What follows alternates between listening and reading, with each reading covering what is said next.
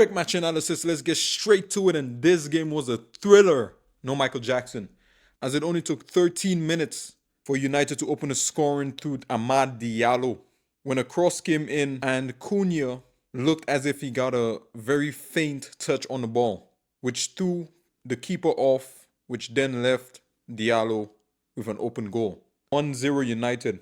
Then not much happens for a little bit. The game had a decent back and forth. Both teams very open, but in my opinion, United being the better of the two. So we got to go all the way to the 40th minute when Semenyo makes it 1-1, rifling his shot in the bottom corner.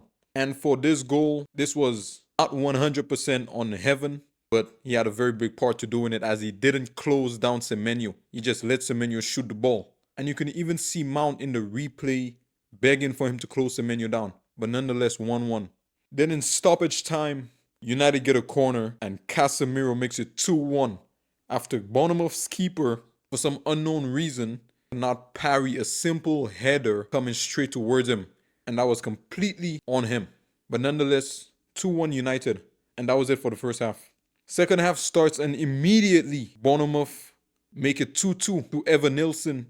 As again, heaven is not tight enough to Evanilson. And when he does try to slide for the ball is already past him, which again is very poor defending. But nonetheless, 2-2 Bournemouth. Then only 6 minutes later, Tavernier scores a free kick, which again was very poor from Lemens because he's standing in borderline the middle of the goal. Tavernier kicks it directly to where he should be at, and it goes in. And you could see it on his face that he knew that he messed up.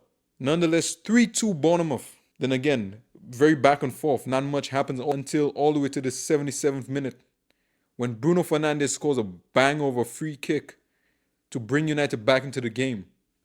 Top bins, 3-3 United. Then only 2 minutes later, United go ahead for the second time in the match through Cunha, who had a decent strike. None too special. 4-3 United. Then only 5 minutes later, substitute Krupi makes it 4-4 Bournemouth. And after that goal, both teams start going haywire. A lot of saves being made. Bournemouth could have won it. United could have won it. United mid subs, but it finished 100 minutes. 10 minutes added time.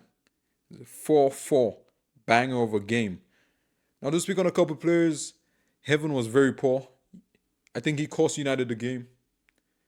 Lamens for that free kick, very poor. Mbeumo was super poor, finishing non-existent.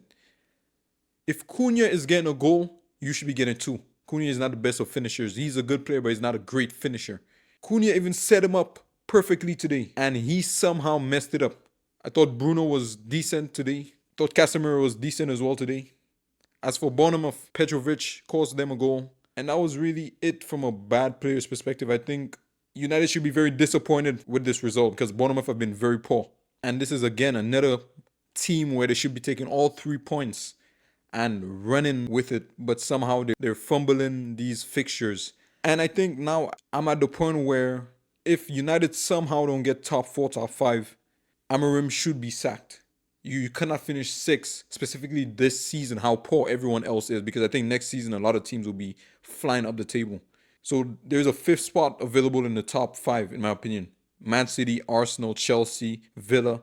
The 5th spot is available, whether that's Crystal Palace or United. We will see, but United should get it done. Obviously, a couple players is going to AFCON, so that's going to be interesting to see how they deal with that. But it's up for grabs, and United keep fumbling these opportunities. But anyway, that's it. Like, comment, subscribe.